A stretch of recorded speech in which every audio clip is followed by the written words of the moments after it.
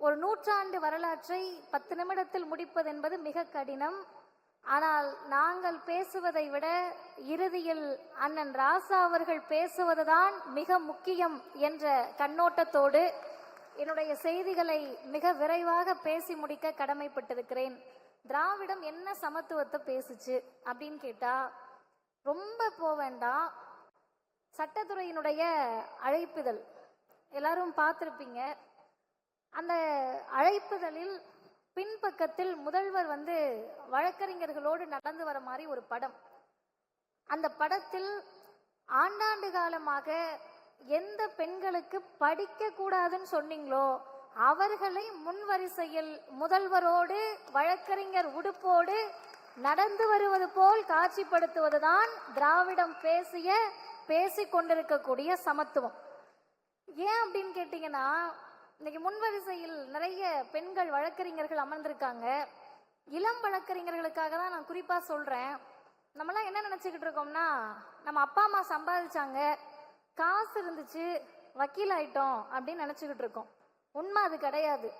1870 இருந்து 1918 வரை ஒரு 48 ஆண்டு காலம் மொத்தமா எத்தனை பேர் வழக்கறிஞர் பிஎல் பட்டம் படிச்சிருக்காங்க அப்படின்னு கேட்டீங்கன்னா 3651 பேர்.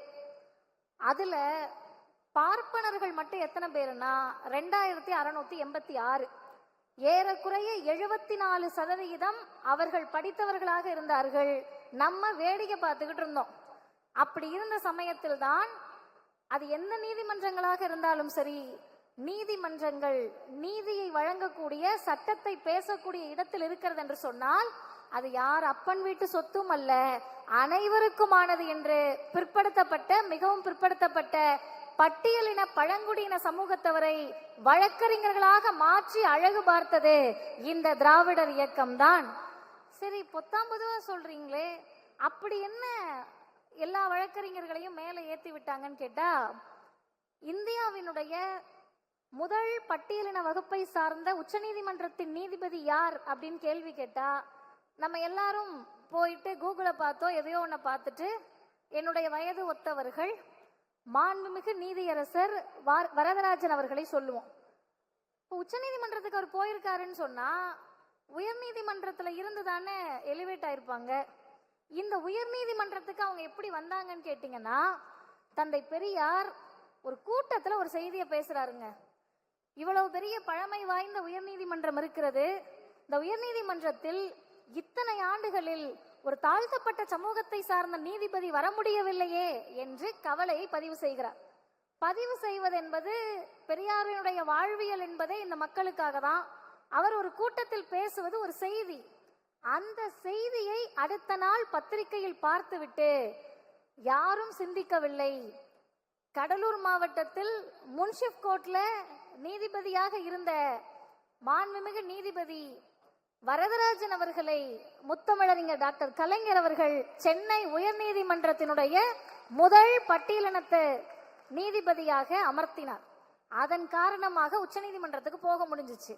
அப்ப எளிமையாக பாதை இருக்கிறது, நடந்து போங்க அப்படின்னு இன்னைக்கு நம்ம நடந்து போயிட்டு இருக்கப்ப நமக்கு பின்னாடி இருந்து கேள்விகள் வருது. திராவிடம் என்ன பண்ணுச்சு? திராவிடம் என்ன சமத்துவத்தை பேசுச்சு? இந்த விஷயத்துல மனிதர்களுக்கான சமத்துவத்தை பேசினது நம்ம எல்லாருக்குமே தெரியும். எனக்கு முன்னால் பேசுகிற போது அண்ணன் மில்டன் அவர்களும் அதை பதிவு செய்தார்கள். ஆனால் திராவிடம் இன்னும் கொஞ்சம் உள்ள போய் பார்த்தீங்கன்னா மற்ற கோட்பாடுகளிலிருந்து சித்தாந்தங்களிலிருந்து ஒரு இடத்துல வேறுபட்டு நிக்குது. அப்படி வேறுபட்டு நிக்கிறதுனாலதான் 100 ஆண்டு கடந்தும் நிற்கிறோம், இன்னும் 100 ஆண்டுக்கும் நிற்போம். என்ன வேறுபட்டு அப்படின்னா, மனிதர்களுக்கான சமத்துவத்தை மட்டும் திராவிடம் பேசவில்லை, மொழிக்கான சமத்துவத்தை பேசியதும் திராவிடம் தான், தமிழிசைக்கான சமத்துவத்தை பேசியதும் திராவிடம் தான், கலைக்கான சமத்துவத்தை பேசியதும் திராவிடம் தான். இன்னும் சொல்ல போனால் இங்கு பல பேர் நம்பக்கூடிய, நாங்கள் நம்பாத கடவுள்களுக்குள்ளேயான சமத்துவத்தை பேசியதும் திராவிடம் தான். கடவுளுக்குள்ள சமத்துவமா அப்படின்னா ரொம்ப எளிமையா திராவிடர் இயக்க மேடையில பேசுவாங்க. நாங்கெல்லாம் அதை கேட்டு வளர்ந்தவர்கள். என்ன தெரியுமா பேசுவாங்க? உங்க சாமியும் இருக்கு, எங்க சாமியும் இருக்கு. நான் யார் சாமின்லாம் சொல்லல, அதை நீங்க முடிவு பண்ணிக்கலாம். உங்க சாமியும் இருக்கு, எங்க சாமியும் இருக்கு. எங்க ஊர்ல இருக்கிற எங்க சாமி அது கருப்பனா இருக்கலாம், கருப்பண சாமியா இருக்கலாம், சுடலை மாடனா இருக்கலாம். அவருக்கு கல்லும் சாராயமும் கறியும் கொடுக்குற, ஓ சாமிக்கு நெய் ஊத்துற முந்திரி பருப்போட பச்சரிசியில பொங்கல் கொடுக்கறனா, சாமியில சைவம் அசைவம் பார்த்து மனிதர்களை பிரிச்ச மாதிரி சாமிய பிரிச்சப்ப அவர்களுக்காக பேசியதும் இந்த திராவிடம் தான். என்ன தமிழ் இசையில் திராவிடம் செய்தது அப்படின்னு கேட்டா, இன்னைக்கு ரொம்ப பேர் நான் இந்த அரங்கத்திலையும் அதை பார்க்கிறேன். நம்ம இடத்துல, அதாவது திமுக கூட்டத்துல என்ன சிக்கல்னு கேட்டீங்கன்னா, பேசுறவங்க மட்டும் சிந்தனையாளர் இல்ல, கேட்டுட்டு இருக்கவங்க எல்லாருமே சிந்தனையாளர்னால கைத்தட்ட மாட்டோம். எங்களுக்கு தெரியாத நீங்க என்னத்த அப்படி பேசிட போறீங்க அப்படின்ற ஒரு மனநிலை இருக்கும். அந்த சிந்தனை தெளிவுதான் இந்த இயக்கத்தை வழி நடத்துகிறது. அப்படி நம்ம முன் வரிசையில் உட்கார்ந்து இருக்கிறப்ப, நம்ம ஆட்கள் இந்த கலை நிகழ்ச்சி எல்லாம் நடக்கிறப்ப பறை சத்தம் கேட்கும். இன்றைக்கெல்லாம் எல்லா இடங்களிலும் பறை அடித்து தான் நிகழ்ச்சிகளை தொடங்குறாங்க. இந்த பறை சத்தத்துக்கு கூட நம்ம ஆட்கள் அப்படியே மென்மையா தொடையில தட்டி கர்நாடக இசை கேட்கிற மாதிரி கேட்டுக்கிட்டு இருப்போம். அது என்னன்னா நம்ம மரபில் ஊறியது. பல ஆண்டு காலமாக கர்நாடக இசையும் வடநாட்டு இசையும் மட்டும்தான் நம்ம காதுகளில் ஒலித்து கொண்டே இருந்தது. அப்படி இருந்தப்ப 1946, நான் வருடத்தோடு சொல்லுகிறேன், ஏன் இந்த வருடத்தை சொல்லுகிறேன் என்பதை இறுதியில் சொல்லுகிறேன். திருவையாறு தியாகையர் உற்சவம் நடக்குது. உற்சவம்னா நம்ம எல்லாருக்குமே தெரியும். அந்த திருவிழால மேடையில ஒருத்தரா பாடல் பாடிக்கிட்டு இருக்காங்க. முதல் முறையாக தமிழிசையை பாடுவதற்கு ஐயா MM தண்டபாணி தேசிகர் அவர்கள் மேடைக்கு போறாரு. நல்லா கேட்டுக்கங்க. அவர் பாடி முடிச்ச பிறகு அவருக்கு அடுத்து மேடை ஏற வந்த அரியக்குடி சீனிவாச ஐயங்கார் சொல்றாரு, அவர் பாட்டு பாடினதுனால, தமிழ்ல பாடினதுனால மேடை தீட்டாயிடுத்து, அந்த தீட்டை கழிச்சிங்கனாதான் நான் மேடைக்கு ஏறுவேன்றாரு. இதை கேட்ட உடனே தமிழிசை அறிஞர்களுக்கு கோபம் வந்திருக்கணும். அப்படி என்னையா பாட்டு பாடிட்டார் அவருன்னு கேட்டா, சித்தி விநாயகனே பாட்டை பாடினார். இப்ப சித்தி விநாயகனை பாட்டை பாடினா மேடை தீட்டாயிடுச்சுன்னா கடவுள் நம்பிக்கையாளர்களுக்கு கோபம் வந்திருக்கணும். இங்க இருந்த நாங்க தான் மதத்துக்கே அத்தாரிட்டின்னு சொன்னவர்களுக்கு கோபம் வந்திருக்கணும். ஆனா இவங்க யாருக்கும் கோபமும் வரல, சுயமரியாதையும் வரல, சொரணையும் வரல. ஒரு தலைவருக்கு தான் அந்த சுயமரியாதையும் சொரணையும் வந்தது. அப்படி வந்து கேள்வி கேட்ட தலைவர் அறிவுலக பேராசான் தந்தை பெரியார் தான்.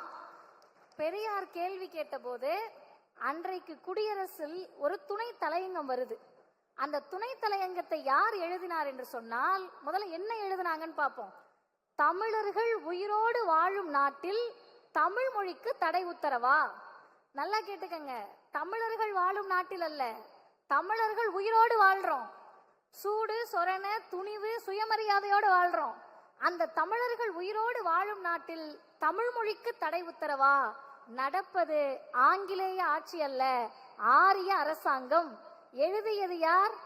24 வயதில் முத்தமிழறிஞர் கலைஞர் அவர்களால் எழுதப்பட்ட துணை தலையங்கம் அது. அப்ப தலைப்பே தீட்டாயிடுத்து என்று அண்ணன் ராசா அவர்கள் சொன்னதை போல தலைப்பே தீட்டாயிடுத்து. அப்ப யோசிச்சு பாருங்க, இந்த இயக்கத்தில் 22, 23, 24 வயதில் அந்த இளைஞர்களை தலைவர்களாக மாற்றி இருக்கிறோம்னு சொன்னா அறிவை பொதுமைப்படுத்தணும். சமத்துவம் எங்க தெரியுமா இருக்கு? பேரறிஞர் அண்ணா ரொம்ப அழகா சொல்றாரு. இந்த கர்நாடக இசை வித்வான்கள் பாடுறதெல்லாம் நிறைய பேர் உட்காந்து கேட்டுக்கிட்டு இருக்காங்க. இந்த பின் வரிசையில இருக்கவங்க எல்லாம் எதை தெரியுமா பார்ப்பாங்க? இந்த உட்காந்து வாசிக்கக்கூடியவரும் பாடுறவரும் கண் சிமிட்டிக்கிறாங்களா, கை தட்டிக்கிறாங்களா, காலை தட்டிக்கிறாங்களான்னு பார்த்துட்டு இருப்பாங்க நம்ம ஆளுங்க. ஏன்னா புரியாது, மொழி புரியாது.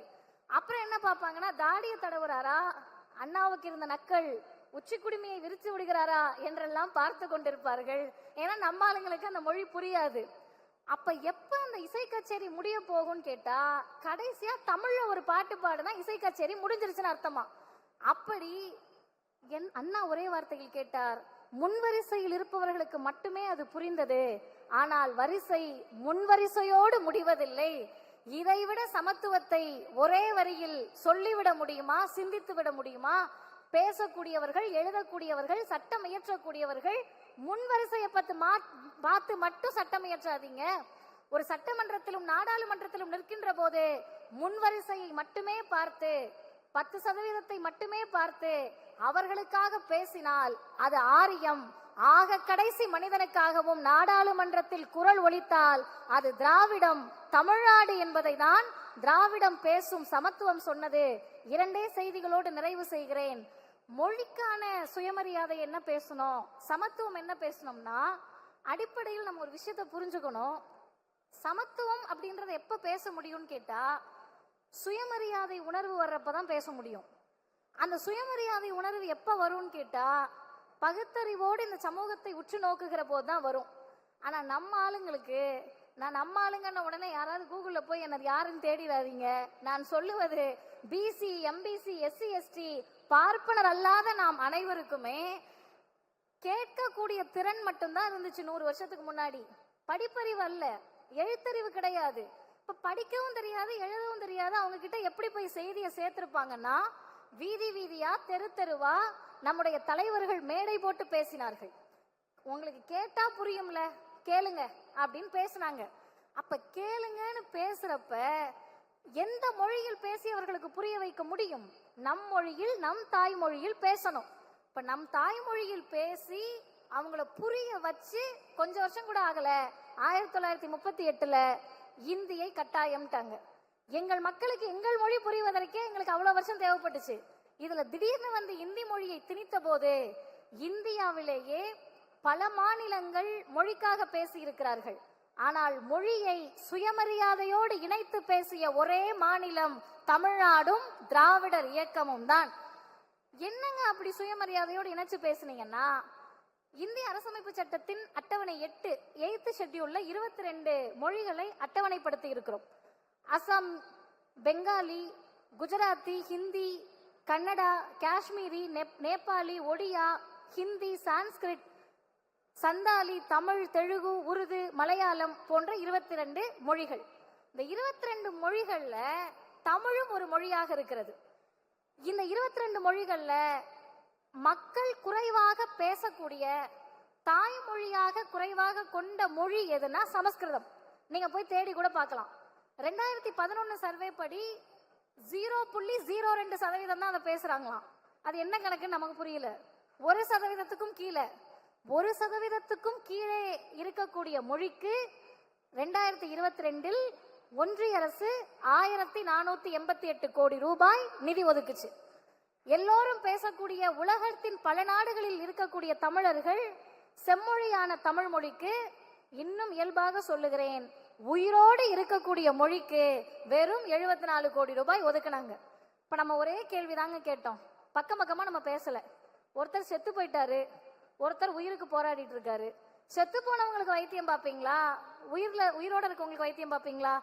ஏற்கனவே செத்து புதைக்கப்பட்ட மொழிக்கு இவ்வளவு ஒதுக்குறீங்களே, எங்கள் தமிழ் மொழிக்கு ஏன் ஒதுக்கவில்லை? அந்த கேள்வியோடு நிறுத்தி இருந்தால் நாம் தமிழுக்காக பேசணும் என்ற ஒற்றை வார்த்தையில் முடித்திருக்கலாம். ஆனால் நாம் அதோடு நிறுத்தவில்லை. அட்டவணையில் இருக்கக்கூடிய 22 மொழிகளில் ஏன் சமஸ்கிருதத்தின் மீது மட்டும் உங்களுக்கு பாசம் என்று இந்தியாவில் இருக்கக்கூடிய அனைத்து மொழிகளுக்கும் சேர்த்து பேசியதால் தான் திராவிடம் சமத்துவத்தை தான் பேசுகிறது என்று சொல்லுகிறேன். இறுதியில் ஒற்றை செய்திதான். அருமை தோழர்களே, சமத்துவமா இருக்கிறதா எல்லாரையும் ஒன்னா பாக்குறது அப்படின்னு நிறைய பேர் சொல்லுவாங்க. ஆனா இந்த இயக்கம் மாத்தி சொல்லுச்சு. தந்தை பெரியாரும், பேரறிஞர் அண்ணாவும், முத்தமிழறிஞர் கலைஞரும், இன்றைய முதல்வரும் அதை மாத்தி சொன்னாங்க. இப்ப எல்லாருக்கும் ஒரே மாதிரி இருக்கிறது சமத்துவம் இல்லையா? இல்ல. இங்க எல்லாரும் ஒன்னா இல்ல. 4 தலைமுறையாக படித்தவர்களும் முதல் தலைமுறையாக வழக்கறிஞராக வருபவரும் எப்படி ஒரே தட்டுல வச்சு பார்க்க முடியும்? அதை தான் இந்த இயக்கம் சொன்னது. unequals cannot be treated as equals. சமமற்றவர்களை சமமாக நடத்த முடியாது. unequals அப்படின்னு சொல்லக்கூடிய சமமற்றவர்களை நீங்கள் சமத்துவமாக நடத்த நினைத்தால் அதுவே மிகப்பெரிய சமத்துவமின்மைதான், அதுவே மிகப்பெரிய அன்இக்வாலிட்டி தான். நீங்க 69% இடஒதுக்கீடு வச்சிருக்கீங்க. எங்க தாத்தா அமெரிக்கால இருக்காரு, எங்க பாட்டி அமெரிக்கால செட்டில் ஆயிட்டாங்க, எங்க அப்பா இங்க பேங்க்ல வேலை பார்க்கறாரு, எங்க பையன் தாத்தா பாட்டியோட அமெரிக்கால டாக்டர் படிக்கிறாரு அப்படின்னு சொல்லிட்டு 10% இடஒதுக்கீடை கேட்டால் 4 தலைமுறையா தாத்தாவுக்கு எழுத்துனா என்னன்னு தெரியாது, அப்பா அம்மாவுக்கு படிப்புனா என்னன்னு தெரியாது. நாங்க தான் படிச்சு வரோம்னு சொன்னா இருவரையும் ஒரே தட்டில் வைத்து பார்ப்பது சமத்துவமின்மை. யாருக்கு எது தேவையோ அதை முதலில் தருவதுதான் சமத்துவம். அந்த சமத்துவத்தை தான் இந்த திராவிடம் பேசியது. உங்களுக்கு இளம் வழக்கறிஞர்களுக்கு புரியக்கூடிய மொழியில் சொல்லுகிறேன். எறும்பு கடிச்சிருச்சுன்னு ஒருத்தர் டாக்டர்கிட்ட போறாரு, இன்னொருத்தர் சளி காய்ச்சல்னு போறாரு. இன்னொருத்தர் காலு வலி மூட்டு வலின்னு போறாரு. இன்னொருத்தர் விபத்துக்குள்ளாகி ரத்தம் சொட்ட சொட்ட ஹாஸ்பிட்டலுக்குள்ள வராரு. டாக்டர் ரொம்ப சமத்துவவாதி. நான் எல்லாரையும் ஒரே மாதிரி தாங்க பார்ப்பேன். எறும்பு கடிச்சவர் தான் வந்தாரு. அவருக்கு ட்ரீட்மெண்ட் கொடுத்துட்டு தான் ரத்தம் சொட்ட சொட்ட வந்த உனக்கு கொடுப்பேன்னு சொன்னா அது ஆரியம். முதலில் ரத்தம் சொட்ட சொட்ட வரக்கூடிய கல்வி மறுக்கப்பட்ட, வேலை வாய்ப்பு மறுக்கப்பட்ட, படிப்பு அந்தஸ்து என்று அனைத்தும் மறுக்கப்பட்ட அந்த சமூகத்திற்கு முதலில் தந்துவிட்டுதான் உனக்கு தருவேன் என்று சொன்னால் அதுதான் திராவிடம் பேசிய சமத்துவம். அந்த சமத்துவத்தின் பாதையில் நடப்போம். வாய்ப்புக்கு நன்றி, வணக்கம். மாநாடு வெல்லட்டும்.